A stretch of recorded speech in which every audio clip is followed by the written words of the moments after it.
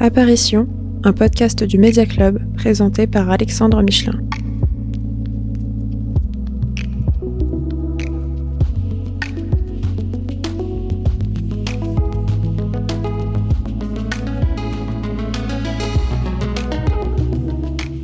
Bonjour Valérie, je suis ravi de te recevoir dans ce podcast Apparition. On va passer un moment ensemble pour parler de toutes ces questions qui nous rassemblent.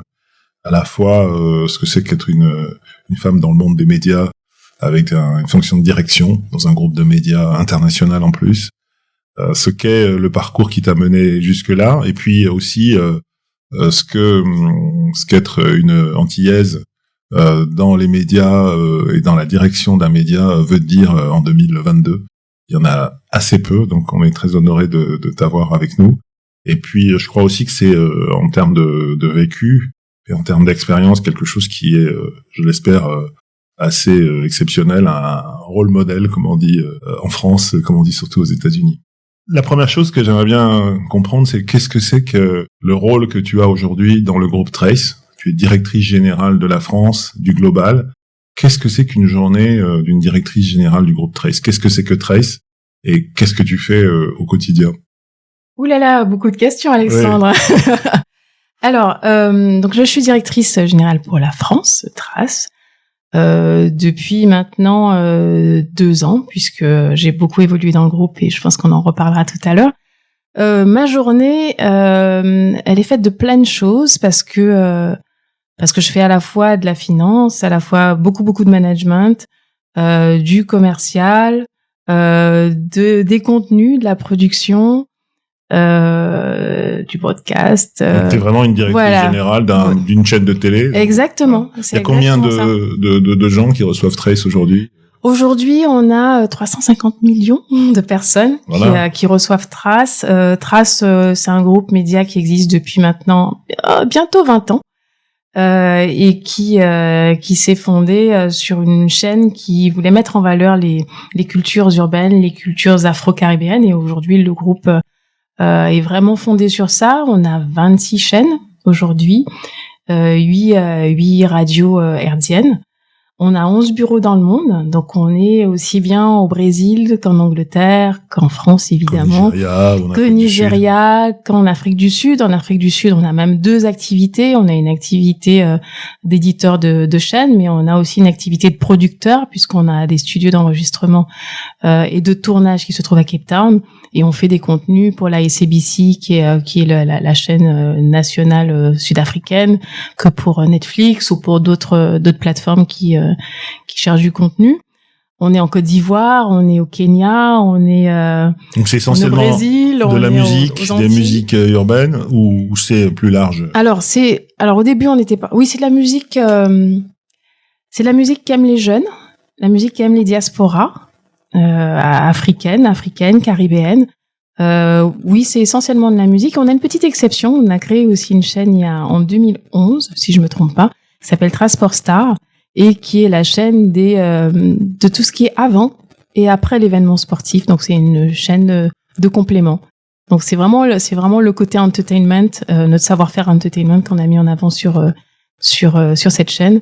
Et puis toutes les autres, on a réussi à, comme on aime aller au plus près de clients. Donc on a fait des chaînes qui étaient déclinées et qui s'adressaient à des populations locales. Donc typiquement Trace Africora, c'est pour le Sénégal, Trace Naija pour le Nigeria. Donc voilà, toutes nos chaînes ont été déclinées pour être le mieux adaptées en local. Elles sont diffusées sur le câble, le satellite, l'internet? Alors essentiellement en télévision payante, c'est le modèle économique. On est sur le câble, le satellite, l'IPTV, voilà. Et donc les gens s'abonnent directement ou s'abonnent dans des bouquets de contenu? Les deux. Les deux. Alors sur la France, on a les 2 modèles, hein. On a les chaînes à la carte, on a des chaînes à la carte, et puis on a des chaînes qui sont en basique. Typiquement Trace Urban par exemple est en basique sur pratiquement tout chez tous les distributeurs de télévision payante. Donc il y a les deux modèles. Les deux modèles. Et il y a combien de gens qui la reçoivent en France En France, qui la reçoivent. Ou qui la. Alors beaucoup, mais qui la regardent. Quand tu dis 350 millions, c'est X% de 350 millions. Oui, en fait, sur la France, on a à peu près sur tous les réseaux 12 millions de personnes qui la reçoivent. Et on a à peu près 1,5 million en termes de médiamétrie, médias thématiques, pour être plus précis. 1,5 million de personnes qui la regardent. D'accord. Plus d'un quart d'heure. Donc c'est un média important. C'est un média important pour les jeunes, notamment. Et d'ailleurs dernièrement on a fait une étude chez Opinionway, avec Opinionway, et on s'est rendu compte que notre population, la population qui nous regarde le plus, c'est une population de jeunes périurbains, donc des jeunes dans les banlieues. Beaucoup de diaspora afro-caribéenne, maghrébine aussi. C'est un média qui est premium, donc qui représente bien la jeunesse, les diasporas. Donc ça ils sont très fiers de nous regarder. Donc ça c'est vraiment ce qu'on cherche c'est une façon à travers la musique. C'est à travers la musique, à travers la mode, à travers la danse, et là on a lancé de nouveaux modules qui mettent en avant des jeunes entrepreneurs aussi, justement pour montrer que Black is beautiful, Young is beautiful. On vient de la banlieue, mais la banlieue c'est aussi, ça peut être aussi premium, ça peut être aussi très valorisant d'y être parce que on se dépasse. Et on essaie de montrer ça à travers nos médias. Et quand tu disais tout à l'heure que donc tu étais directrice générale, en France, il y a combien de personnes, il y a combien de salariés Alors en France, on cumule, on a deux typologies de collaborateurs. On a des collaborateurs qui travaillent pour le global, parce que le siège de Clichy c'est un siège.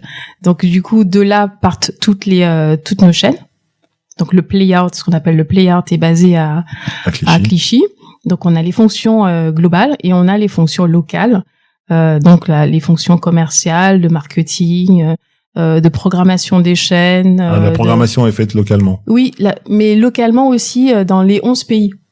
Par exemple, si je prends la chaîne qui est en Nigeria.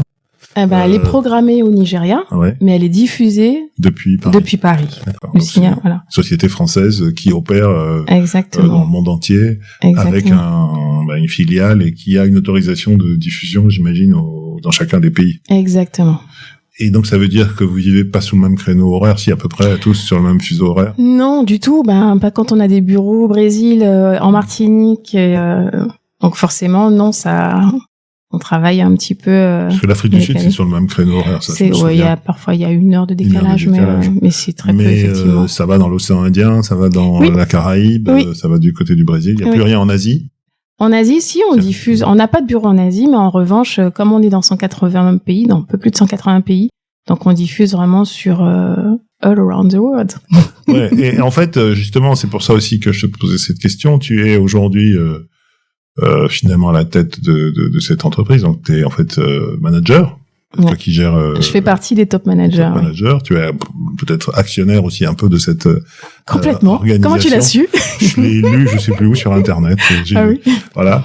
Et c'est vrai que c'est rare finalement d'avoir une jeune femme qui a une expérience internationale, qui gère un média de cette ampleur-là.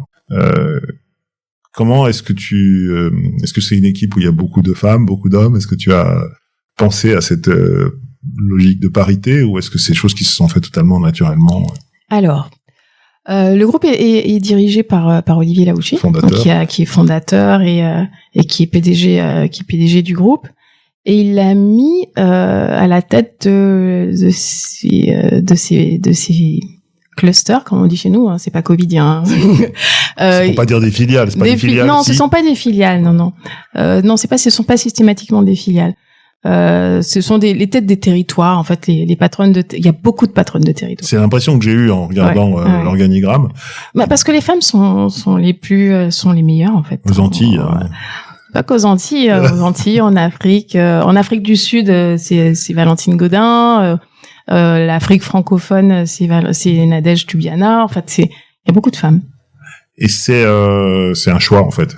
C'est ça que je voulais savoir. C'est-à-dire qu'il y a Olivier qui a fondé ce groupe, et puis au fur et à mesure de son évolution, donc en 20 ans à peu près, il a constitué finalement un encadrement avec des gens qui sont soit originaires de ces régions. Toi, tu es guadeloupéenne. Moi, je suis guadeloupéenne. Voilà, tu es guadeloupéenne. Tu es née en Guadeloupe. Je suis née à Paris. Je suis née à Paris. Mes parents faisaient leurs études à Antony. Et je suis restée avec eux jusqu'à l'âge de 5 ans en résidence universitaire. Ouais. Et ensuite, dès qu'ils ont décroché un poste en Guyane, donc on est parti en Guyane 2 ans. Et puis après, on est rentré en Guadeloupe. Donc je suis rentrée en Guadeloupe, je devais avoir 7 ans. Et de 7 à 17 ans, j'étais en Guadeloupe. Et je suis venue ici pour faire mes études. Et donc, en fait, tu es complètement emblématique de ces générations. C'est-à-dire qu'à la fois, tu es né ici, tu as des racines en Guadeloupe, tu as énormément, manifestement, voyagé. Mmh. Et donc, aujourd'hui, quand tu te retrouves à la tête de cette entité qui est à la fois française et globale, à Clichy, tu penses à la fois à la Martinique ou à la Guadeloupe, au Brésil. Donc, tu vis, en fait, dans une approche qui est complètement mondiale. Alors, je pense que tu le comprendras.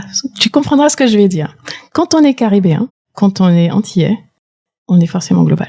Parce qu'on a une telle proximité avec l'Europe, avec l'Afrique, avec les États-Unis. On est tellement tout petit qu'on est obligé de s'ouvrir sur le monde entier. Et du coup, ça crée une véritable richesse qu'on exploite finalement dans toutes nos fonctions, dans toute notre vie, parce qu'on a un regard ouvert vers l'international. C'est pas insulaire, en fait. C'est insulaire, mais insulaire caribéen. Attention, c'est pas pareil. Il y a peut-être un petit plus. Un petit plus. Et ça, en fait, tu le vis en étant à Paris, mais tu le vis, en fait, si tu avais été basé à, je sais pas, à Lagos, au Nigeria, ou à Cape Town, comme l'est Olivier, tu le vivrais tout autant. C'est-à-dire qu'en fait, c'est un groupe francophone aussi, ou c'est un groupe anglophone? Vous travaillez dans quelle langue? On travaille en anglais. En anglais en permanence. Ouais, quand on est en France ou dans la Caraïbe, forcément on travaille en français, mais nos réunions de direction sont en anglais. Enfin, donc t'es complètement global. En fait, j'insiste là-dessus parce que c'est rare en France. Moi, ce qui m'avait frappé quand à l'époque Canal+, j'étais à Canal+, c'était un des rares groupes français qui était international en matière de télé. Et depuis, je crois ils l'ont renforcé. Mais à part Canal, le reste c'est très très très franco-français. Comment est-ce que tu vois la télévision française, toi, avec ce regard global? Est-ce qu'elle est fermée sur elle-même, ou est-ce que depuis le temps elle s'est ouverte? En fait, je l'ai pas dit, mais je suis aussi présidente de l'Access. Donc l'Access, c'est l'association des chaînes et des services qui sont conventionnés par l'Arcom. Et effectivement, quand je suis arrivée à l'Access, je me suis dit qu'en fait, il n'y avait pas eu un gros effort d'attractivité à l'international de nos chaînes françaises, et qu'il y avait un vrai potentiel de déploiement, à la fois politique, parce que ça peut nous aider aussi pour le soft power, donc ça c'est vraiment important. Et en termes de business, il y a des choses à transmettre à l'étranger. Il y a des pays qui sont de plus en plus ouverts à nos cultures. Une alternative à l'Amérique. Complètement, et qui recherchent d'ailleurs une alternative à l'Amérique. Et je trouve qu'aujourd'hui les chaînes françaises ne sont pas assez ouvertes. Donc c'est un axe de développement qui peut être vraiment important. Après, il y a un travail à faire.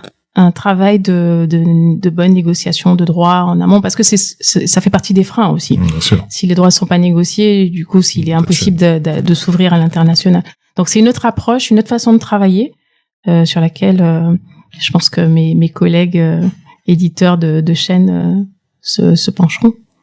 Aujourd'hui, tu peux me donner une idée du chiffre d'affaires d'une activité comme Trace, pour qu'on comprenne ce que tu gères économiquement? On n'est pas obligé de me donner le détail, mais combien? Alors, je vais partir un peu du global. On a plus de 40 millions d'euros de chiffre d'affaires. Pour le groupe? Pour le groupe. Ouais. Et on se porte bien. On a été parmi l'un des premiers groupes à être rentable. Je crois qu'on a été rentable au bout de 2 ans. Ouais. Quand tout le monde s'écroulait, on créé des chaînes, encore et encore. Donc, on se porte bien. On a toujours été très ouvert à la diversification, à l'ouverture à l'international. Au bout de 2 ans, on s'est vite rendu compte que qu'on pouvait pas rester qu'en France. Donc voilà, on s'est rapidement ouvert à l'international et au bout de 2 ans, on était déjà à 60 pays, je crois. Ouais, mais moi je me souviens très bien d'Olivier qui a cherché à avoir une fréquence sur Paris et puis qui l'a pas eu parce que le CSA lui a pas 2 fois de suite. 2 fois de suite. 2 fois de suite. Qui a fait des tribunes un peu en colère et en fait, avec le recul, ça a été une chance exceptionnelle. C'est un mal pour un bien. Puisqu'il est parti vivre en Afrique du Sud et il a redéployé finalement le signal. Donc toi aujourd'hui, tu as à la fois cette chance d'être caribéenne et donc de vivre à Paris et donc d'être dans un groupe global qui va bien avec des actionnaires qui sont américains. Donc c'est un groupe, c'est un fonds TPG. Donc forcément aussi un regard qui est forcément global. On vous demande d'être dans une compétition mondiale. Clairement. Et donc comment c'est très challengeant. C'est ultra challengeant. Et vous êtes en compétition avec MTV, avec qui Oui, mais en fait, on essaie de ne plus être en compétition avec qui que ce soit, d'être unique dans un océan bleu. Donc, on est là. Notre vrai focus, c'est faire grandir les jeunes et contribuer à leur réussite. Et pour ça, effectivement, on a depuis des années, on a déployé des médias musicaux, puisque les jeunes, effectivement, comme tout le monde le sait, aiment la musique, le sport et les jeux vidéo. Donc nous, on a pris le créneau de la musique. Et aujourd'hui, on travaille sur une plateforme qui s'appelle Trace Academia, qu'on va lancer la semaine prochaine, enfin dans les semaines à venir, qui est une plateforme qui est gratuite de cours, mais pas de cours, pas de MOOC classique boring. On est en train de travailler justement avec notre savoir-faire et notre connaissance de notre cible sur des cours qui sont c'est de l'edutainment en fait. Donc en fait, c'est un groupe de contenus musicaux qui s'est déployé, qui s'est diversifié, qui s'est internationalisé et qui, au-delà de la musique finalement, maintenant s'ouvre sur l'éducation. Oui.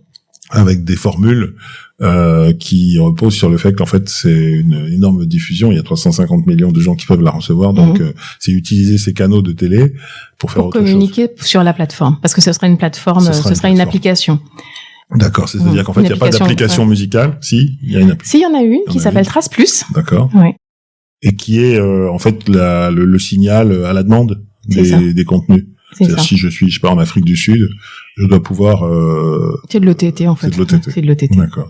Et donc du coup, Academia, ça va venir en plus. Ça vient en plus, ça vient par dessus, ça vient à côté, ça vient entouré. C'est gratuit. C'est gratuit. Et donc par exemple en France, ça sera diffusé. En France, en fait, ce sera une application dans laquelle il y aura plusieurs types de formations sur des métiers en tension, notamment. Et en fait, on propose ces modules. Donc, pour chacune des formations, il y aura quelques modules. Par exemple.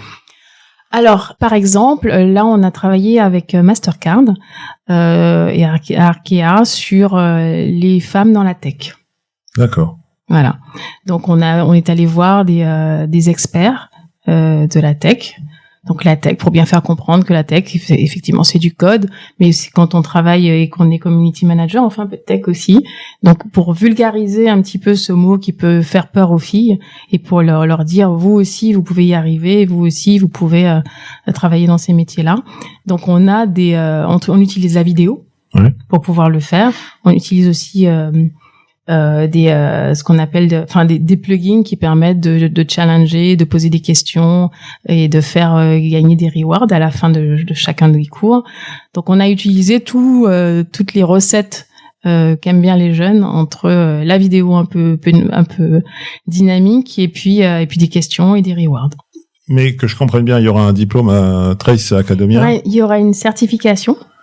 Et comme on travaille avec des grosses marques, typiquement la Mastercard ou avec Leroy Merlin, donc c'est pas que de la musique, hein, on travaille vraiment sur des métiers en tension. Mais concrètement, je prends l'exemple que tu donnais sur les femmes et la tech. Ouais. Là, c'était de la sensibilisation. C'était de la sensibilisation. Mais sinon, il y a un diplôme, je sais pas, sur l'intelligence artificielle ou quelque chose comme ça. À terme, ce seront des diplômes, mais aujourd'hui, ce sont vraiment des certifications. Parce qu'on se rend compte que beaucoup de jeunes ne connaissent pas les métiers. Ouais. Déjà. Donc, avant d'être formé, il faut déjà sensibiliser. Ouais. Et aujourd'hui, il manque cette étape-là. Donc, ça, c'est un business, c'est-à-dire que l'annonceur paye pour ça. Oui. D'accord.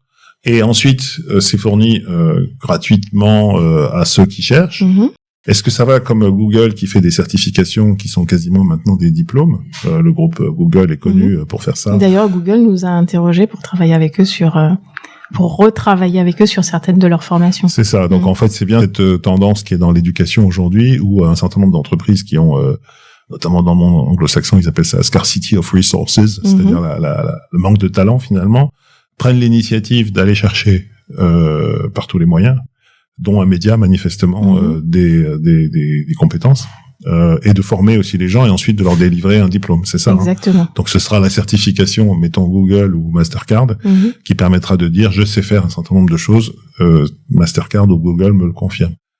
Exact. Donc c'est aussi une action sociale en fait. Enfin, complètement. C'est pas de la charité, c'est du business. Non, ça fait partie de notre ADN de vouloir contribuer à la réussite. C'est vraiment, et on l'a fait depuis le départ. Alors au début, c'était mettre en avant les musiques et les cultures urbaines parce que c'était des artistes qui étaient pas valorisés. Aujourd'hui, ce sont les jeunes qui s'en sortent pas et qui sont veulent devenir des entrepreneurs parce qu'il y a pas forcément, et notamment en Afrique, il y a pas de place en entreprise. Et là, on essaie de leur donner le maximum de clés pour qu'ils puissent et ensuite, ils prennent des cours en ligne, c'est ça? Et ensuite, ils peuvent prendre des cours en ligne, ils peuvent se rapprocher, donc les meilleurs peuvent se rapprocher et on va mettre en place aussi des stages avec les entreprises qui financent ces cours. Donc c'est aussi une façon pour nous c'est pas un speed dating, mais c'est un learn dating. Oui, c'est une contribution, en fait, à leur évolution. Ils sont rentrés par la musique ou le sport. Et puis, comme il y a une relation de confiance, ça permet à des annonceurs ou à des entreprises finalement de jouer une autre carte. Et ça, cette logique, c'est pour se différencier en termes de, c'est pas de l'abonnement puisque l'abonnement c'est ce qui permet d'avoir accès au signal. Quel est il y a un modèle généreux on va dire puisque vous donnez les cours mais vous vendez entre guillemets l'espace aux annonceurs. Et derrière, il faut qu'il y ait des embauches. Quelle est la preuve du succès? Le succès par rapport à nous? Ouais. Alors le succès par rapport à nous, à notre modèle économique, c'est qu'on ait de plus en plus de cours à proposer aux élèves et qu'on arrive à faire en sorte que ces jeunes générations puissent s'en sortir. En fait, vous avez retourné. Avant, vous êtes de l'edutainment, vous faites de l'entertainment et puis vous faites de l'edutainment. Et ça doit se déployer dans tous les pays. Oui. Avec quoi comme objectif? Par exemple, tu auras réussi cette année, tu veux en avoir combien en France? En 5 ans, j'aimerais en avoir 20 millions. Dans le monde. Dans le monde. Donc, pas 10% des 350 millions, pas 35 millions, quoi. Ouais, non, mais pas 35 millions. 5, oui, 5. Je pense on est prudent. Et ça rentrera du coup dans la valeur du groupe Trace. C'est-à-dire que, non, parce que quand on sait quelle est la logique des fonds qui investissent, ils investissent pas pour faire de la poésie, ils investissent pour avoir un retour sur investissement, en général au bout de 5 ans. Là, c'est assez original. Oui, c'est pour ça qu'on essaie on se distingue par ce biais-là. Et c'est pour ça que je parlais d'Océan Bleu, c'est qu'on essaie de ne pas être l'Océan Rouge en compétition et d'être avec les sharks. Ouais. Mais on essaie de se distinguer avec nos vraies forces. Et demain, sur les réseaux sociaux ou sur le système traditionnel de diffusion à travers le câble, le satellite, les gens verront la marque Trace Academy en même temps, et ça fait aussi partie de ta définition de fonction. Oui. Tu fais d'un côté la musique et de l'autre côté l'école, quoi. Oui. Et comment tu gères ça? Non, mais je fais pas l'école. La formation. Non, ni la formation. La formation, c'est boring. Je fais de l'edutainment. Mais concrètement, c'est quoi? Concrètement, c'est on se rend pas compte qu'on est en train d'apprendre parce que c'est fun. Donc on fait grandir, on sensibilise, on montre de nouveaux métiers. D'accord. Et encore une fois, concrètement, qu'est-ce qu'on vit? Je suis rentré dans cet endroit parce que j'écoutais de la musique et j'aime bien ces musiques-là. À un moment donné, on me propose de devenir, électricien. C'est ça, enfin dis-moi, je sais pas. Oui, ça peut être ça, oui. Ça on me propose de Schneider, c'est ça, c'est un groupe. Voilà, de devenir électricien, de comprendre le métier d'électricien. Ouais.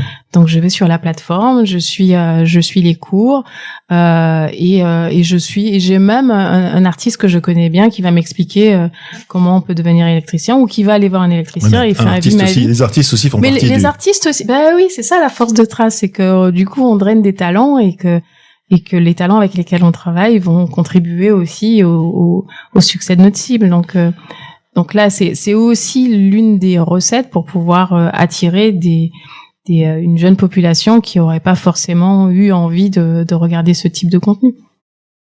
Et mettons Samsung dit je mets un budget et vous gagnez votre vie en faisant les modules et en les diffusant et en vous engageant probablement sur des audiences.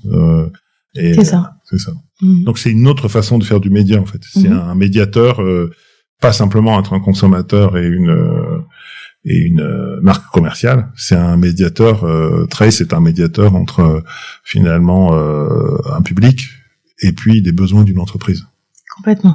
Et ça existe ailleurs ou c'est complètement unique?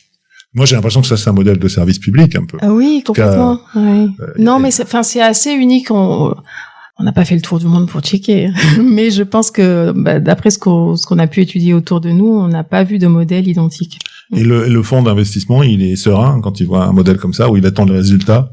Les fonds d'investissement attendent toujours les résultats.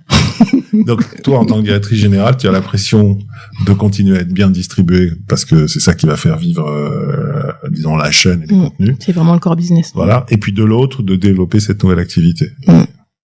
Et comment tu vis cette tension? C'est parce que je dirais que la musique, c'est un secteur qui est déjà en transformation violente avec ce qui se passe avec Spotify, avec l'ensemble de la disruption, on va dire, qui existe dans la musique.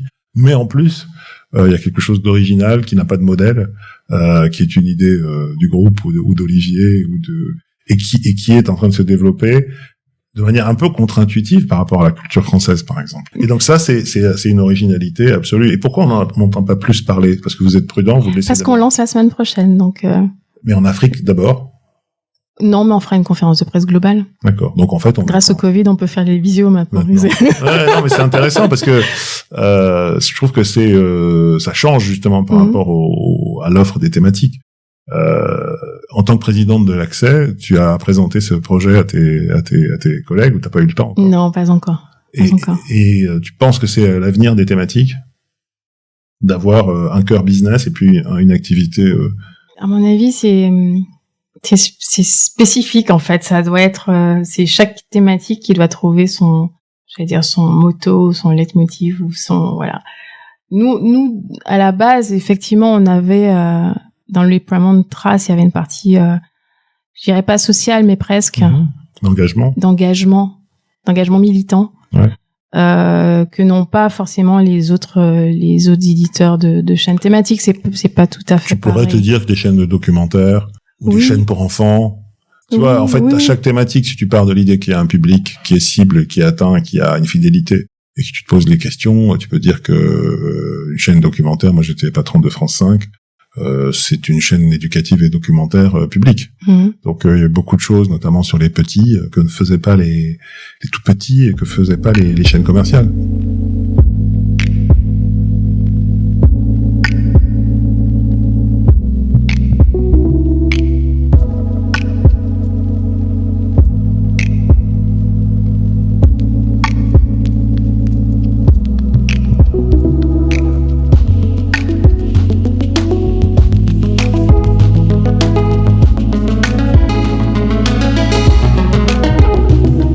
En fait, si j'ai bien compris de ce que j'ai entendu, tu as commencé par faire de l'architecture. Donc tu étais architecte de formation. Quelle idée. Ça n'apparaît nulle part. J'ai entendu ça dans une interview. En fait, non, même sur LinkedIn, c'est pas marqué. Alors pourquoi? Du tout. Parce que c'était pas une bonne expérience en fait. C'est un métier magnifique, l'architecture. Forcément, oui, si tu le dis. Non, mais c'est-à-dire c'est un métier scientifique, mais qui débouche aussi sur du concret. Oui, clairement. Alors, pour être tout à fait honnête, j'ai fait de l'architecture parce que mon père est architecte et que j'ai toujours travaillé avec lui tous les étés. On travaillait sur les chantiers. J'adorais faire des plans. J'aime tout ce qui est créative, conceptuelle, épurée. Je faisais de l'architecture à la japonaise, vraiment très épurée. Tadao Ando. Exactement, voilà. Exactement. Et puis, arrivée en école d'archi, j'étais moyenne. Et j'aime pas être moyenne. J'étais moyenne, donc ça veut dire que quand on est moyen, on gratte des plans pour d'autres. D'accord. Mais ça, c'est le début. Non. Ça, c'est toute la vie. Il faut être brillant en archi. En tout cas, dans ma promotion, il y avait tellement de gens brillants que ceux qui étaient moyens, ils n'arrivaient pas à émerger. Mais la bonne nouvelle, c'est que pendant mes études, j'ai fait plein de choses. Et notamment, j'ai monté une fédération des étudiants antillo-guyanais où on a créé les Créoles Universiades. Donc, c'était vraiment un gros rassemblement avec plus de 500 personnes. Donc on déplaçait des étudiants de toute la France, antillo-guyanais de toute la France, et on a créé un festival avec d'architecture ou de non, rien à voir. Donc on a créé un festival avec des petits séminaires, on faisait venir des experts, des intervenants, des historiens, il y avait toute une partie sportive, une partie culturelle. Et en fait, c'est ça que j'aimais bien faire. Organiser, faire des événements, faire venir la presse, faire venir des intervenants, faire travailler des experts, tout organiser, orchestrer, travailler sur la logistique, faire venir des gens. Architecte de la communication, en fait. Donc, je suis devenue architecte de la communication. Non, parce que l'architecture, c'est une formation qui mène à tout. Il y a énormément de metteurs en scène de l'architecture. Fritz Lang, c'est un architecte et en fait, il dessine et il joue avec l'espace. C'est ça, le cinéma, par exemple. Donc, il y a beaucoup de gens qui font des métiers de création, notamment dans le cinéma, qui ont une formation d'archi. Donc, c'est pas si loin quand tu réfléchis. Non, la capacité de conceptualiser, de mettre en scène. Oui. Mais moi, ça me sert tous les jours, vraiment. Tu es quand même un peu à l'aise avec les chiffres. Oui, à l'aise avec les chiffres et puis surtout très créative, très créative. Oui, avec les contraintes, quoi. Avec les contraintes. Pas que la résistance des matériaux. Avec les contraintes et puis ce qu'on apprend aussi en archi, c'est à sortir une idée rapidement. Ce qu'on appelle des charrettes. On a un sujet à 16h l'après-midi, on doit rendre le sujet et la maquette le lendemain matin. Donc ça veut dire qu'on travaille toute la nuit et qu'on a une grande capacité de travail. Discipline travail très collectif. Et en même temps, être capable d'exister en tant que auteur, quoi. C'est-à-dire qu'un grand archi, c'est quelqu'un qui a un peu une grande gueule, quoi. Enfin, je sais pas, je suis pas grande gueule, moi. Non. Mais aujourd'hui. Non, moi c'est on parle pas trop, on fait. D'accord. On fait, on déploie, mais non. Je pense il y a une vision quand même. Il faut avoir. Mais évidemment. Non, quand je dis on fait, c'est que on n'est pas dans l'esbrouf, en fait. Donc, toutes ces qualités-là, en fait, tu les utilises dans la communication. D'abord. Oui. Alors, tout d'abord, j'ai commencé à France Télévisions, à France 3, où je me suis occupée de la communication de la case du samedi soir, qui était la case des fictions françaises.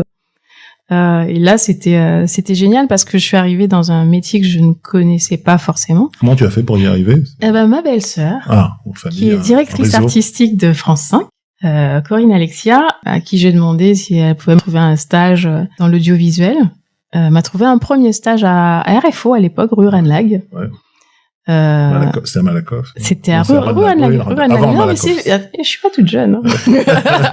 Rue Renlag. Et j'ai commencé comme ça, et ensuite elle connaissait le patron de la com de France 3 France, qui était l'ancien patron de la com de France 3 Bordeaux. Donc un stage. Voilà, un stage, et ensuite j'ai été embauchée en CDD. Et arrivée en CDD à la fiction, comme je suis hyper curieuse, donc j'ai commencé à aller voir les gens de la fiction, voir comment on écrit des scénarios. Voilà, très curieux. J'ai fait à la fois, j'embêtais les graphistes parce que je voulais faire mes communiqués de presse. Tu savais écrire, je savais dessiner, je savais compter, je savais gérer des projets. Ouais, exactement. Donc j'ai un peu bousculé tout le monde à France Télévisions, mais bon, pardon. Ça a duré combien de temps? Ça a duré 2 ans. 2 ans à la com, en fait. 2 ans à la com, et ensuite je suis partie. Enfin, j'ai été débauchée par Expand, ALP maintenant, aussi à la com, et là c'était fort. Donc tu avais ta réputation qui commençait à être faite sur elle sait communiquer. Voilà. Personne savait que tu avais fait des études d'archi. Non. Et tu ne... Mais ça, je l'avais même oublié, d'ailleurs. Non, mais moi, en regardant, c'est parce que j'ai cherché, que j'ai trouvé. Mais ça n'apparaît pas sur ton LinkedIn. Non. Et ensuite, de la com, chez Expand. Après Expand, je suis passée, chez, Endemol, Hubert Productions. Ouais. Toujours là sur la com. Ensuite, je suis passée chez TPS. D'accord, toujours sur la com, télévision par satellite. Toujours sur la com, alors.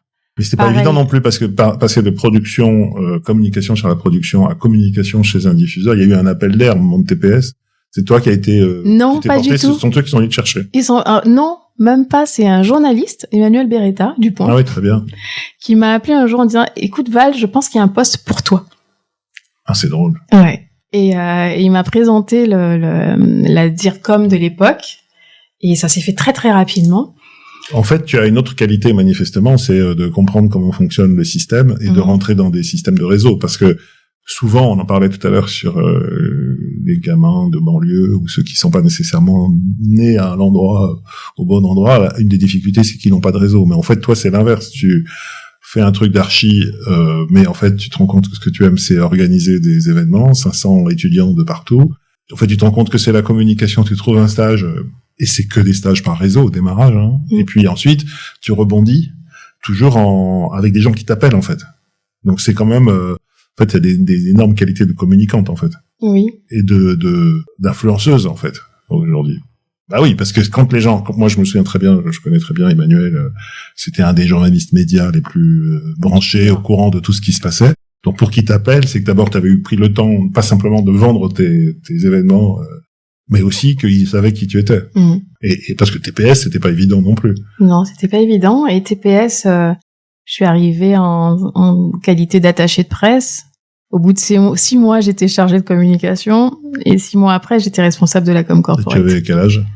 J'avais 28 ans, je crois. Et tu avais ça faisait déjà combien de temps que tu travaillais dans ce milieu? J'ai commencé à 22 ans, je crois. Oui, 22 ans. Donc en 6 ans, t'es passé de finalement stagiaire RP, enfin oui, comme ça, oui. Presse, à responsable de la com corporate à la direction générale de TPS. Et TPS, pour ceux qui savent pas, c'était le concurrent de Canal Satellite, qui était donc propriété de TF1 et d'M6, qui était le concurrent sur la télévision payante. Donc tu vis toute cette histoire de TPS jusqu'à la fusion ou tu pars avant? Je pars juste avant la fusion parce que là aussi je suis débauchée. Oui, donc tout le temps on vient de te débaucher. Et cette fois-ci par Jean-François Boyer, qui était à l'époque CEO de Tel France. Ouais. Donc Tel France qui est devenu Newen. Donc là pareil, là je passe directrice de la com et du marketing. Donc en fait, à chaque fois, une progression un peu météorique. Tu restes pas plus de 2 ans dans les jobs. Et une fois que tu as fait le tour, il y a quelqu'un qui t'appelle. Je m'ennuie en plus. Ouais, et là, très très bonne expérience aussi. Je suis arrivée en même temps que Laetitia Roquette. Donc j'ai travaillé à la fois sur le marketing et la com, mais un peu aussi donc j'étais sur les tournages tout le temps, donc je lisais aussi pareil les scénarios. Enfin, j'ai toujours été très très curieuse et très intéressée par tous les métiers de l'audiovisuel, jusqu'à la distribution et la commercialisation des contenus, puisqu'avec Laetitia, on était sur les marchés ensemble, donc c'est une partie qui m'intéressait, et puis aussi le déploiement et à l'international. Mais en fait, il y a très très peu de femmes qui ont des parcours aussi rapides. Dans la com, il y en a beaucoup. D'antillaises, j'ai pas l'impression qu'il y en ait beaucoup. Tu devais être la seule à chaque fois. Comment est-ce que tu as fait par rapport à un monde qui était où il y a quand même des discriminations? Et toi, tu passes à travers tout ça. Quelles sont les qualités, d'après toi, qu'il faut travailler pour ça? C'est de l'empathie, c'est de la curiosité, c'est beaucoup de travail. C'est les trois. Enfin, peut-être qu'on en trouvera d'autres, mais effectivement, j'ai toujours beaucoup travaillé. Je pense que ma chance, c'était de ne pas avoir fait d'études de communication. Pourquoi? Parce que j'étais tout le temps à la recherche de... Et pas de recettes. Oui, je cherchais, j'étais curieuse, j'étais à l'écoute, surtout, beaucoup d'humilité, à l'écoute, j'apprends tout le temps. Et puis, je me pose pas de questions, je suis pas antillaise, je suis juste Valérie, en fait. Je suis juste, et ça a toujours été comme ça, je pense que je suis devenue antillaise quand je suis arrivée à Traces. C'est vrai. Donc là, tu es depuis pas 15 encore, ans, voilà. On n'y est pas encore. Oui. Là, tu es chez TPS, ensuite tu vas chez Jean-François Boyer. Voilà, chez Jean-François Boyer. Et je fais juste mon travail et je travaille beaucoup. Je travaille énormément. Qu'est-ce que c'est ton travail à l'époque? J'étais directrice de la communication et du marketing. D'une société de production. Une société de production qui faisait les maternelles, qui faisait toutes les grosses fictions de l'été de TF1, les PJ, si ceux qui s'en rappellent de PJ, les Cordiers jugés flics et beaucoup d'unitaires. Donc le travail consistait à communiquer sur les contenus avec les attachés de presse des chaînes. Les chaînes, généralement, c'était des chaînes hertziennes. Oui, sur le service public. France 2, service public, voilà. France 3, beaucoup de France 3. Il y avait Louis Labrocante aussi à l'époque. Ouais. Travailler aussi au déploiement des contenus, à la vente des contenus à l'international sur les marchés, à créer des fiches produits, donc faire beaucoup de marketing pour bien vendre les contenus aussi. Donc les vendre, pas simplement les vendre à la presse ou au moment de la diffusion, mais les vendre aussi à des diffuseurs, voilà, au marché. En fait, c'est un job très complet. Tu vois. Oui. C'est pas c'est la com, mais aussi la com marketing. C'est ça, c'est la com marketing. Et donc c'est à ce moment-là que tu apprends que en fait Trace est lancé, ou c'est Olivier qui t'appelle? Non, même pas. Je suis même pas encore à Trace là. Ah, t'es même pas encore à Trace. Je suis même pas encore à Trace. Je quitte. Alors, j'attends un bébé. Je travaille trop. Ouais. Voilà. J'arrête. Voilà, je choisis de m'occuper de mon bébé et je m'en occupe pendant 7 mois. D'accord. Mais sans peur de retrouver du boulot ou pas. Ce qui m'importait, c'était mon bébé, ma fille. Donc je travaille je m'occupe de ma fille pendant 7 mois et je suis appelée là par Alain Staron. D'accord. Donc Alain Staron, ancien patron des nouveaux services de TPS. Ancien de TF1 aussi. Ancien de TF1, monsieur ultra brillant, polytechnicien, qui m'appelle en me disant Valérie, je viens de rentrer dans une société qui s'appelle InfraWorld et qui fait des jeux vidéo sur téléphone mobile. Et là, on va racheter une boîte aux États-Unis qui est présente dans 40 000 magasins Staples aux US. Je veux que tu viennes. Je dis, mais moi, je suis pas prête. J'y connais rien. Je suis pas prête. Et puis, je m'occupais de mon bébé encore. Il me dit, non, mais viens, je te donne un portable. Comme ça, tu travailles de la maison quand tu veux. Mais en tout cas, viens. Déjà. Télétravail. Et finalement, je rejoins l'équipe d'Alain. C'est vraiment formidable parce que du coup, on a racheté une société qui était une spin-off de Palm Pilot. Non, pour ceux qui se rappellent aussi. Oui, Palm Pilot, ça, il faut avoir ça date un petit peu. Vécu. Voilà, il faut avoir un peu plus de 40 ans. Ouais. Mais c'était en gros l'ancêtre des iPads, enfin, et des téléphones mobiles. C'était une petite. Les personnels, comment on appelle ça? Personnel, je sais plus, computer. Enfin, c'était c'était les premiers ordinateurs portables, en fait, pour gérer son temps, quoi. Les Palm Pilot. On mettait des messages et on envoyait des messages. Exactement. J'avais oublié ça aussi. Donc là, on faisait des contenus divertissants et aussi des utilitaires du type encyclopédie, traducteur. Voilà. Donc tu bascules là un peu dans la tech, mine de rien. Et je bascule dans la tech. Je bascule dans du B2C. Bien sûr. Que je connaissais pas vraiment. De l'international. De l'international. Tu parles anglais non, j'avais mon anglais de Saint-Martin. D'accord. Donc là, il a fallu que je m'y mette. J'avais pas un anglais business en fait. J'avais un anglais de vacances. Et puis aux Antilles, c'est vrai que, et surtout en Guadeloupe, on parle. Enfin, il y a pas mal de Saint-Martinois, donc on parle souvent. On comprend quoi. On comprend, voilà. Donc là, je m'y mets. Et tu travailles en ligne dans le monde entier ou tu vas aux États-Unis? Non, je vais aux États-Unis parce qu'on avait aussi des bureaux à San Francisco, donc je vais très souvent à San Francisco. On travaille aussi sur les salons professionnels. On va visiter les patrons de magasins Staples pour pouvoir vendre nos produits. Parce que c'est des produits physiques aussi. Bien sûr, oui. C'était comme des petites tablettes, en fait, ou des petits téléphones mobiles. Oui, et puis au-delà de ça, on vendait aussi sur support physique, les logiciels. Parce qu'on faisait beaucoup de logiciels. On faisait des jeux vidéo et des logiciels. Donc, c'était sous support physique dans des cartes SD. À l'époque. Non, ça existe encore. Ça existe encore. Ouais. Mon mari, on utilise pour ses appareils photo. Les appareils photo, il y a des cartes, ou dans le téléphone mobile aussi, il y a des cartes SD, je crois. Non, il me semble. Oui, je pense. On va pouvoir mettre des cartes. Ouais, moi je suis sur l'iPhone. Ah oui, mais il faut rien, c'est verrouillé, c'est verrouillé. Voilà, rien. Donc là, je travaille avec eux et là, je découvre aussi un nouveau monde hyper passionnant. Je travaille aussi avec Bouygues Télécom où on leur a proposé une solution pour intégrer c'était Glénat et Bouygues Télécom. On leur propose une solution pour intégrer des bandes dessinées sur portable. Et là, c'était vraiment très très chouette et très innovant. Maintenant, ça s'appelle des webtoons maintenant. Mais, ouais. Et ce qui est bien, c'est que je suis pas perdue en fait. Je suis pas perdue du tout. Il y a plus la télé, il y a plus le glamour, les chaînes de télé, les séries, tout ça, mais il y a du contenu, il y a des expériences, voilà. Il y a des choses à communiquer. Exactement. Et puis surtout, il y a une bonne entente. Et je crois que c'est ça aussi la clé, c'est que je me suis pratiquement toujours bien entendue avec mes N+1.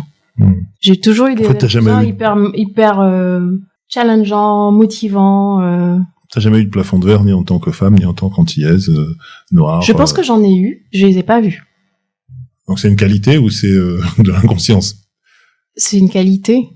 C'est une qualité parce qu'en fait, parfois on se met ses propres plafonds de verre. Et pas parfois, on se met ses propres plafonds de verre.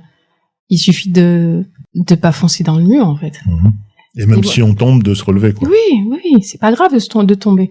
En fait, je suis tombée tellement fort quand je me suis rendu compte que j'avais fait des études d'architecture. Combien d'années? 5 ans. 5 ans, ouais. D'accord. Et comme la médecine, quoi. Ouais, et que ça servait à rien.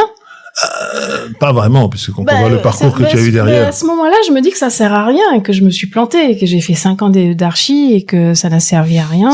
Et... Moi, alors, si je peux me permettre, je pense que ça, c'est une pensée très française. Oui, mais à l'époque, c'est ce que je me dis, pas aujourd'hui. Parce que moi, je me souviens très bien quand j'étais chez Microsoft, c'était un des mottos de Bill Gates, de dire que quelqu'un il recrutait, lui, quand il recrutait, il regardait les échecs ou l'échec que les gens avaient vécu. Et parce que d'abord c'est des gens qui avaient faim, et puis ensuite qui avaient touché une de leurs limites. Donc ils allaient explorer autre chose. Et lui, il en avait fait au début de la fondation de Microsoft un de ses critères. Est-ce que vous avez déjà eu un échec? Et donc en fait, si tu rebondis, tu t'en sors. Et alors qu'en France, on a tendance à penser si on a un échec, on est condamné à l'échec. Alors qu'en fait, j'ai presque envie de dire, on est condamné à réussir. Clairement. Et donc, soit c'est ce qui t'est arrivé, en fait. Oui, complètement. Parce que t'as fait aucune étude de communication, aucune étude de médias, aucune étude de contenu, t'as pas fait la FEMIS, t'as pas fait les FAP ou je sais pas quelle école de com, ni le CELSA. Pourtant, t'as travaillé dans la communication marketing, jusqu'à finalement un job international dans une boîte de tech et de contenu, quoi. Et là aussi, toujours avec des gens qui t'appellent. Oui. Sans jamais vraiment chercher. Je m'étais jamais rendu compte de ça, en fait. Là, je réalise en discutant avec toi. C'est ton réseau, c'est ton rayonnement, en fait. On dit, tu connais pas quelqu'un qui, et oui, si, il faut que t'appelles. C'est parce que les gens qui nous écoutent sont à la fois en train de se poser des questions sur ce que c'est qu'une carrière, une évolution, et puis c'est des métiers qui ont terriblement évolué. Tu arrives aussi à un moment donné où il y a énormément de croissance. La croissance du câble, la croissance de la télé, la croissance du satellite, c'est extraordinaire. Mais c'est vrai que toi, tu surfes, quoi. Plus qu'à la limite, il y a peut-être plus de croissance dans ce secteur-là que dans l'architecture, si je peux. Oui, clairement. Parce que après, j'ai vu tous les étudiants qui étaient en archi en même temps que moi. Ils se sont tous réorientés sur des métiers qui sont moins passionnants que l'architecture. Parce qu'il n'y avait pas de place. Ouais. En fait, t'as eu de la chance. Ouais, mais j'ai un peu créé ma chance. et donc là, on est toujours pas chez Trace, là. On est toujours pas chez les Traces. On y est presque. Pareil, je vais à un mariage et je rencontre l'une de mes amies qui me dit tiens, tu sais, je suis chez les Traces. Donc je connaissais pas du tout le groupe. Elle me dit oui, on a lancé il y a quelques années. Ce serait bien que tu nous rejoignes, d'autant que je cherche quelqu'un pour me remplacer, puisque je pars à Singapour. Et je vais ouvrir Trace à Singapour, et je fais mon MBA en même temps, et j'aimerais bien que tu me remplaces, parce que je pense que tu as le bon profil, tu vas plaire à Olivier, t'as l'international, t'es hyper débrouillarde, en plus t'es caribéenne, donc je pense que ça va fitter. Donc ça, c'était en juillet. Je pense que je suis appelée par Olivier 6 mois après. parce qu'on s'est croisés une soirée et que Géraldine lui a dit, bon, tu sais, je t'avais présenté Valérie, c'est elle avec laquelle tu pourrais travailler et qui pourrait me remplacer. Donc la première question d'Olivier, tu sais parler anglais? Parce que là, c'était vraiment primordial pour l'entreprise. On était déjà dans plus de 100 pays, donc c'était super important. Et puis le premier rendez-vous, le premier entretien avec Olivier, c'était comme si c'était deux vieux potes qui travaillaient dans la télé depuis 20 ans et qui se parlaient, qui se parlaient du marché, de l'industrie. Voilà. Donc on a tout fait à l'envers. J'ai vu le PDG avant. On a déjeuné ensemble. Ensuite, j'ai vu le DG, Antoine Michel, à l'époque. Et ensuite, je suis passée par un cabinet de recrutement. Ah. J'ai passé une journée de test dans un cabinet de recrutement. Parce qu'à l'époque, c'était Goldman Sachs et le top management devait passer par un cabinet pour pouvoir être validé. Donc voilà. Donc j'ai fait tout le cycle et je suis arrivée à Trace en qualité de directrice de la communication et du marketing. Et au bout de 6 ans, parce que ça fait 15 ans que j'y suis, au bout de 6 ans, je crois, j'ai dit, bon, moi, il faut que je passe un peu au business, là, parce que je commence à m'ennuyer. Je pense que j'ai tenu bien longtemps, contrairement à d'habitude. Et là, j'ai pris la direction de la Caraïbe, donc en test, Caraïbe, océan Indien. Et lors de mon arrivée, c'était en 2014, on a racheté des radios. Donc, on a racheté 3 radios, donc j'ai pris la direction des radios aussi après. Et ensuite, j'ai élargi. Alors, on va juste un peu s'arrêter parce que tout d'un coup, tu passes, on va dire une dizaine d'années à changer de job tous les 2 ans. Et puis tout d'un coup, là, tu tombes sur Trace, qui est un groupe qui est en croissance forte. Et là, tu restes 15 ans. Oui. Et en changeant régulièrement, non, en faisant 6 ans de com, mais en bougeant en permanence. C'est ça, avec beaucoup de dossiers dans tous les sens. Parce qu'en fait, ça reste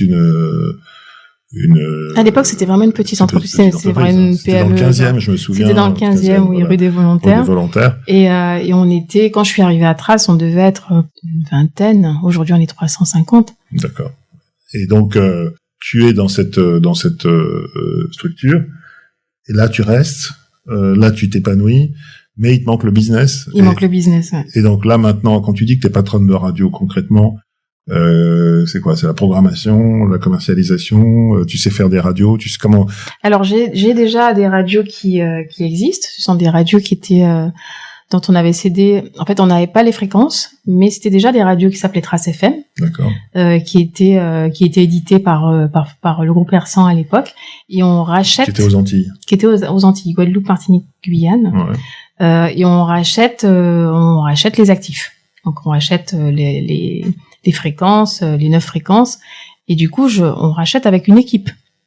Donc il y avait déjà les experts de la programmation, les experts. Elles n'étaient diffusées qu'aux Antilles. Oui. Et c'était des radios traditionnelles avec des fréquences. C'était pas des radios sur le web.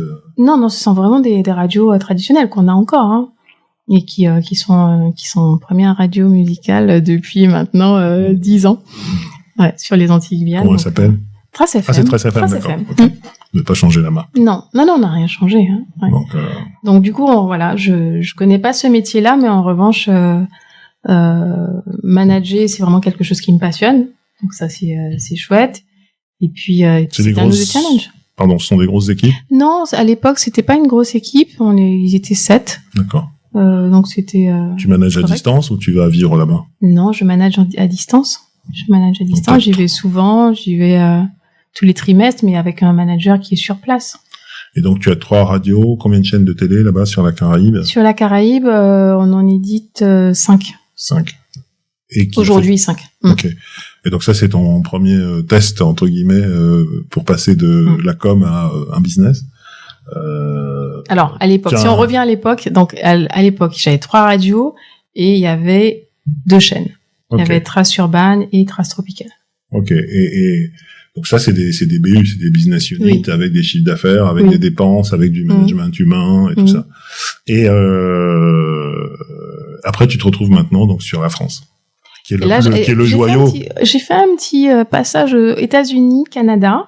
Ah oui, il y avait des projets aux États-Unis. Oui, en fait, on s'est rendu compte on a lancé une chaîne, Trace Haïti, qui est une chaîne dédiée aux musiques haïtiennes. Et les musiques haïtiennes sont très, très, très diverses. avec une diaspora qui est énormissime, notamment aux États-Unis et au Canada. Et on s'est rendu compte qu'il y avait vraiment de l'attraction et du business à développer sur les diasporas. Donc du coup, moi, c'était vraiment mon credo, et ça reste mon credo aujourd'hui, c'est vraiment travailler à destination des diasporas qui généralement sont très mal adressées. Donc j'ai commencé à travailler sur la Caraïbe, les États-Unis et le Canada. Il y a eu le Covid. Mais le Covid, ça n'a pas forcément été mauvais pour les médias. Non, ça n'a pas été mauvais pour les médias, mais en revanche, comme on déployait sur ces zones-là grâce à de l'OTT et grâce notamment à notre plateforme Trace Plus, il y avait beaucoup d'activations sur le terrain. Et notamment, j'avais fait des gros partenariats avec Central Park pour faire des concerts, pour faire de l'activation aussi. Pareil sur le Canada, sur des grands prix. Donc, comme il y a eu des lockdowns un peu partout, finalement, j'ai pas pu déployer toute la stratégie que j'avais mise en place. Donc, je suis revenue sur la France avec le départ de Xavier Spender. Et j'y suis maintenant depuis presque 2 ans. Donc, j'ai eu la France et la direction des médias aussi. Donc, des 26 chaînes et des 8 radios. Et me voici. Donc ça, c'est les joyaux entre guillemets, sur les 40 millions d'euros, il y a peut-être la moitié qui est ici, ou enfin un ordre de grandeur. Non, il y a un peu moins d'un tiers. Un tiers. Et ouais, tout le reste, c'est l'international. C'est l'international. Ouais. Beaucoup l'Afrique. Première chaîne en Afrique du Sud, toujours pour les jeunes. Oui. En fait, Trace, c'est la première marque panafricaine. En termes de... La marque média panafricaine. Travailler pour Netflix, la production, ou c'est la production de quoi? La production de séries. De séries. Donc il y a en fait une activité maintenant d'un groupe intégré, quoi, qui produit aussi, pas simplement de la diffusion, et qui fait de la syndication, et qui vit essentiellement de la pay TV, en fait. Il y a très peu de pubs. Oh, il y a de plus en plus de pubs. Maintenant, ça représente quasiment 50%. Ah ouais, quand même. D'accord. Alors que quand je suis arrivée dans le groupe, je crois que ça représentait moins de 10%.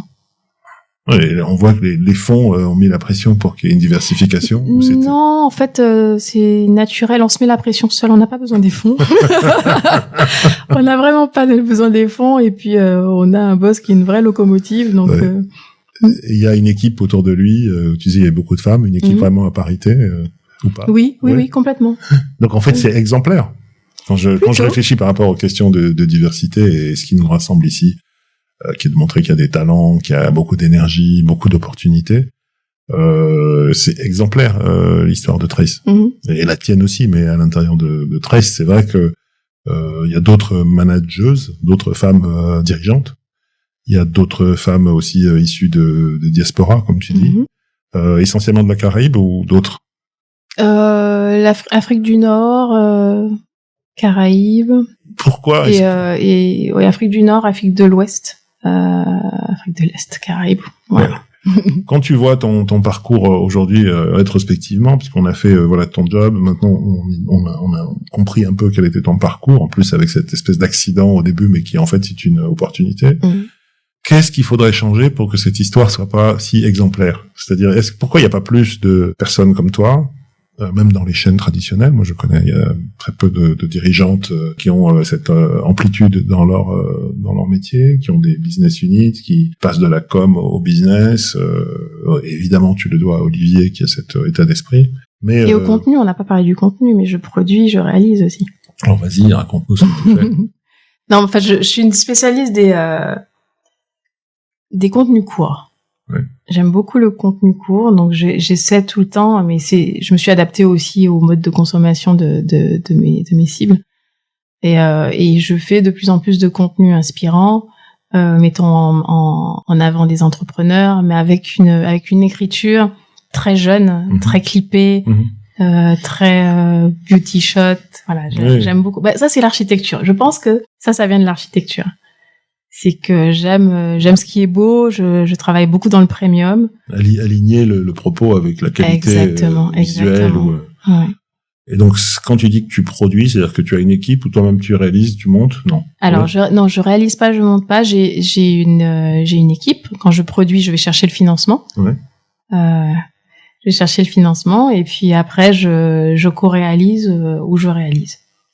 Donc en fait, tu t'éclates en fait. Complètement. Parce que tu es directrice générale, parfois de tes propres projets, oui. avec une diffusion quasi mondiale, et tu vas te retrouver donc à la tête de cette activité. Et demain, s'il y a un truc qui passe, tu monteras ta boîte ou tu montes à l'intérieur de l'entreprise des boîtes. Je sais pas. Intraprendre, comme on dit dans les manuels. En fait, je suis déjà intrapreneuse. Et si demain il y a quelque chose qui passe, je sais pas. Je regarderai, j'étudierai.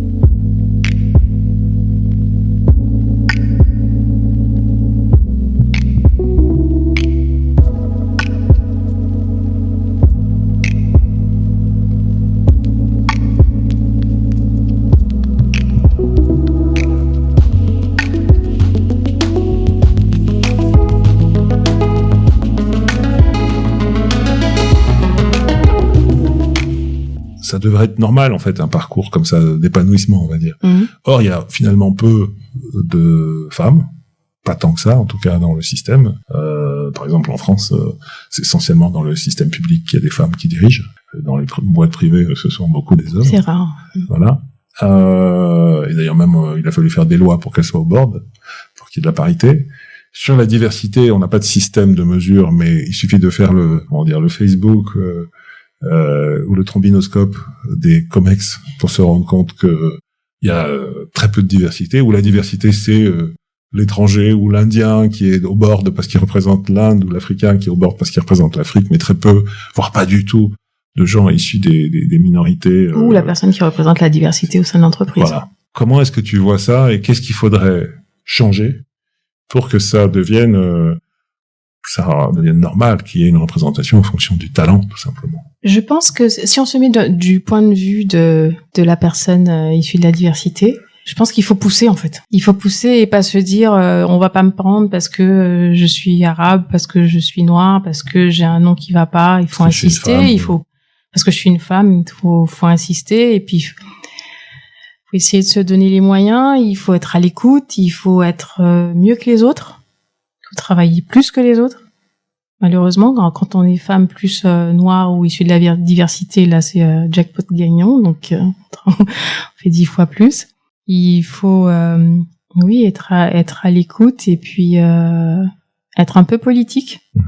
Ça veut dire jouer avec les rapports de force du système. Oui. Et s'il y a des plafonds de verre, il faut quoi, les contourner, les exploser, partir. Qu'est-ce qu'il faudrait? Ouais, moi j'ai l'impression. Alors j'ai eu une mauvaise aventure quand même. Je suis allée à un entretien et c'était un poste pour Microsoft, pour être attachée de presse. Je me rappelle plus quel était le secteur. Et quand je suis arrivée au rendez-vous, donc c'était chez Havas, la personne m'a dit. C'était donc l'agence qui représentait. C'était l'agence qui représentait Microsoft. Donc c'était pas Microsoft. Oui, parce que les boîtes américaines ont des normes. C'était pas Microsoft. J'ai failli alerter la HALD, mais bon, on en parlera tout à l'heure. Et quand je suis arrivée à un rendez-vous, la personne m'a dit « Ah, c'est vous Valérie Gilles ?» Je suis rentrée en rendez-vous, il ne s'est rien passé. Je n'ai même pas eu d'entretien. La personne a regardé mon CV et elle m'a posé 2 questions. Et puis ça a duré 10 minutes. Et après c'était « Au revoir mademoiselle ».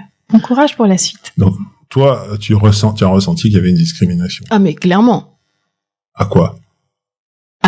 Tu as ressenti. Ah ben, déjà, c'est vous, Valérie Gilles, donc on peut pas savoir si je suis noire ou blanche ou arabe avec mon nom. Donc là, on peut anticiper. Et puis, c'était le regard. C'était la considération. C'était la personne regardait ses chaussures. Enfin, c'est... La discrimination, clairement. Alors mon mari m'a dit il faut que tu écrives à la HALD et tout ça. Je me suis dit non, c'est pas grave. De toutes les façons, j'aurais pas voulu travailler avec lui. Donc c'était un homme en plus. C'était un homme en plus. Donc du coup, je suis passée à autre chose. Alors c'est très intéressant. Donc toi, tu dis qu'en fait c'est déjà dans les critères de recrutement qu'on doive mettre finalement tout le monde à égalité. Pour toi, en fait, c'est là où commence l'histoire. Si j'essaie de pousser l'exemple le plus loin possible, c'est dans les critères de recrutement, c'est dans la capacité, si on est victime de discrimination, de le démontrer, parce que la difficulté dans cette situation-là, c'est de démontrer que tu as été discriminé. La personne qui est en face de toi doit faire un choix, elle a le droit d'avoir des critères. Si en revanche, comment démontrer ou comment pouvoir contrebalancer. Donc au niveau du recrutement, parce que ça c'est un préjugé ethnique, on va dire. Et puis toi tu penses que c'est ça la question en fait. C'est la seule question qu'il faudrait changer. Qu'est-ce qu'il faudrait changer? Non, il faudrait que moi je le fais à trace, hein. Je fais l'inverse.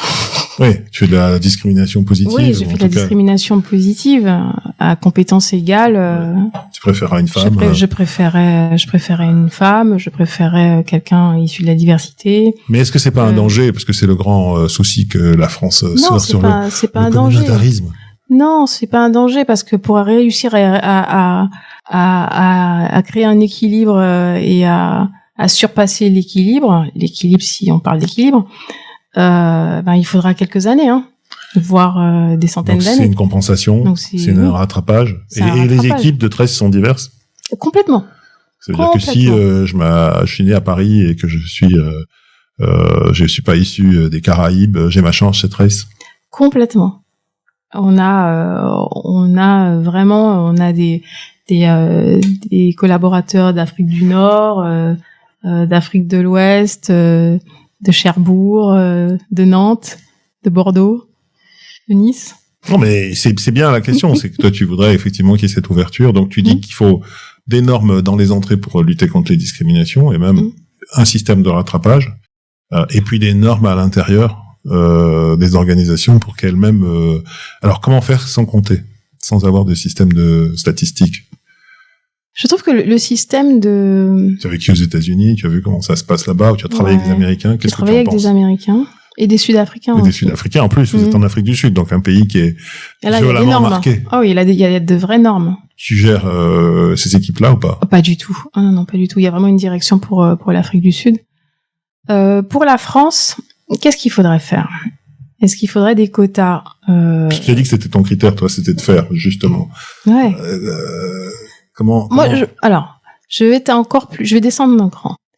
Je pense que il y a pas mal de managers qui sont issus de la diversité. Pourquoi est-ce que déjà entre gens issus de la diversité, on favoriserait pas des gens issus de la diversité? Pourquoi on devrait compter sur les autres pour pouvoir faire émerger les nôtres? Parce que si tu crois que c'est le principe d'égalité, c'est une façon... À qualité égale. À qualité égale. Et toujours à qualité égale. Ça, c'est vraiment la base de... Donc c'est de la solidarité. C'est de la solidarité. Pourtant, on peut pas dire que ce soit ce qui se passe. Non. Les minoritaires, et c'est pas quelque chose qui est vrai que des gens qui sont issus des minorités en France, sont pas nécessairement les gens les plus tendres avec les autres minoritaires. On se souviendra longtemps de cette histoire extraordinaire où on voit le sénateur, le révérend Jackson, quand Barack Obama prend la parole sur la guerre d'Irak et qu'il est jeune sénateur, il y a un micro ouvert où on entend le révérend Jackson qui dit mais de quoi il parle, il est même pas noir. Et je pense que c'est resté parce que c'était la pensée d'un noir américain, alors que lui, Obama, c'est un métis à moitié kényan finalement. Et c'est sorti, bon, ça a été enregistré, donc c'est incontestable. Et donc il y a pas non plus de tendresse particulière des minorités entre elles. On n'est pas dans un monde romantique. Ouais. Ils sont parfois même d'autant plus durs que il y a tellement de discrimination et tellement de. Moi, j'aime pas la posture de se sentir victime et victimisé. Ouais. Je me dis, arrêtez de vous plaindre. Je vais détester, mais c'est pas grave. Arrêtez de vous plaindre et surtout contribuez à faire grandir les vôtres. Non, mais pourquoi compter sur des lois? Pourquoi compter sur des décrets pour pouvoir déjà être un peu plus fraternel entre personnes issues de la diversité et à compétences égales? Pourquoi ne pas favoriser des gens qui auront moins de chances de pouvoir...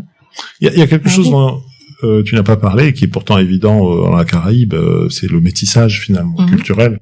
C'est le fait que la proximité, c'est même le cœur de ce que fait Trace. Le fait que t'as pas besoin d'être haïtien pour aimer la musique haïtienne. T'as besoin d'aimer la musique et tu peux être né à Cherbourg et aimer la musique haïtienne. C'est pareil dans ton histoire de formation finalement. Dire qu'on va lutter pour rendre accessible des formations à des gens qui n'ont pas de raison, c'est une vision de la mixité sociale qui est en action, quoi. Est-ce que c'est pas aussi un axe à la fois un peu philosophique, mais aussi très business qu'il faut travailler? Est-ce que au fond le business de Trace, parce que moi j'ai remarqué que moi je disais toujours Trace parce que je me souviens qu'à l'origine c'était un magazine qui s'appelait Trace, qui était à New York, et toi tu disais Trace d'ailleurs en français. Et est-ce que c'est pas ça finalement la grande richesse peut-être qu'il faut cultiver pour montrer aux gens que effectivement on a peut-être envie de bosser chez Schneider, mais on le sait pas, on va regarder Trace et puis on va. Est-ce que c'est pas l'espèce de valeurs, ce sont pas les valeurs qui finalement permettent d'atteindre aussi ce à quoi tu aspires? C'est-à-dire, on est solidaire, mais on n'est pas prétentieux. On fait avancer les gamins qui sont moins privilégiés que les autres. Comme ils disent, moi je sais, en Afrique du Sud, ça m'avait frappé, ils disaient underprivileged pour dire discriminé, ce qui est une façon de réfléchir très intéressante. Comment est-ce que toi est-ce qu'il n'y a pas finalement dans Trace cette aspiration-là, qui est en fait de la politique, c'est du business, mais c'est aussi un peu de la politique. Est-ce que c'est du militantisme en fait? C'est pas que de la politique. Alors pourquoi c'est du militantisme? Parce que ça nous tient à cœur de comme je l'ai dit depuis le début, de faire grandir les jeunes, de faire grandir les jeunes qui sont discriminés. Donc oui, ça fait partie de l'ADN, oui, ça fait partie des valeurs. Et c'est ce qui nous motive et qui nous fait grandir. Et effectivement, on arrive à en vivre et à faire un business avec. Ouais, l'intérêt, c'est des fonds d'investissement et pas les moindres. Exactement. Goldman Sachs, c'est pas des tendres. TPG sont pas non plus réputés pour être tendres. Clairement. Donc vous gagnez beaucoup d'argent. Avec du sens. Avec du sens. Est-ce que c'est pas ça, en fond, ce qu'il faudrait pousser le plus? Oui, mais quand je dis qu'il faut qu'il y ait plus de fraternité et de sororité entre les gens issus de la diversité, c'est ça fait partie on est sur la même lignée. Donc c'est ça qu'il faut changer, en fait, aussi. C'est-à-dire que les mentalités, finalement, de toutes ces minorités, qu'elles évoluent, dans un cadre qui reste légal, puisqu'en fait, vous êtes capable de gérer ça en Afrique du Sud, où il y a un lourd passé lié à l'apartheid, en France, où il y a toute la pratique et les théories de l'égalité qui sont un peu battues en brèche, pour être poli. Et donc vous arrivez à opérer dans le monde entier avec des valeurs qui sont françaises, avec un nom qui est à la fois français et anglais, et qui en anglais a une portée, enfin la trace qui est très très très très forte. Donc aujourd'hui, si tu devais moi, j'ai une question quand même là-dessus, c'est que je trouve que ce que vous avez fait est vraiment réussi sur tout ce dont on a parlé. Il y a un des entretiens que j'ai fait avec un scénariste, je disais, mais pourquoi il n'y a pas de Shonda Rhimes française? D'après toi, pourquoi il n'y a pas de Shonda Rhimes française? Pourquoi il n'y a pas un créateur ou une créatrice dans ces secteurs des industries culturelles et créatives qui a finalement renversé la table, qui raconte des histoires qui sont universelles et qui fascinent le monde entier? C'est-à-dire que quand Shonda Rhimes fait Bridgerton, elle met toutes les valeurs dont on vient de parler dans une création. Et où est-ce que vous l'avez trouvée? Et en tout cas, est-ce que c'est pas à vous de la sortir maintenant chez Trace? Pourquoi est-ce qu'il y en a pas encore? Je pense qu'on l'a pas encore cherché, effectivement. Je pense qu'il n'y a pas eu un 24 heures qui mette en avant un président américain ou français noir. Alors, il y a eu une série sur Canal qui a fait une saison où il y avait un président. Oui, mais c'était sur Canal. C'est les Sauvages. Oui.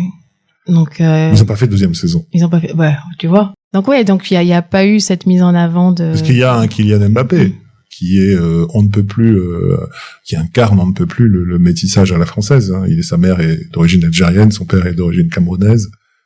Il y a dans certains endroits. Oui, mais on est dans du sport, dans le sport, la performance. Dans le sport, les jeunes, enfin les sportifs issus de la diversité excellent depuis des années, donc c'est pas quelque chose de nouveau, mais il faudrait qu'on arrive à choquer avec un personnage charismatique dans une série à forte audience en France, qui serait issu de la diversité, pour qu'on puisse. Il y a un peu Netflix qu'il a fait avec. Oui, mais on est sur Netflix, donc du coup on n'est pas sur une très grande écoute, et puis il faut vraiment que ce soit ouvert à toutes les populations, toutes les tranches de population, que ce soit du Est-ce que la boîte de prod que vous avez en Afrique du Sud, que tu as en Afrique du Sud, peut pas proposer des projets dans cette direction-là? Bah oui, puisque l'Afrique du Sud c'est le pays qui vit ça par excellence. Tu vois, oui, mais on n'aura pas l'impact qu'on veut avoir aujourd'hui par rapport à ces ces problèmes de représentativité de la diversité, on veut l'avoir sur la France.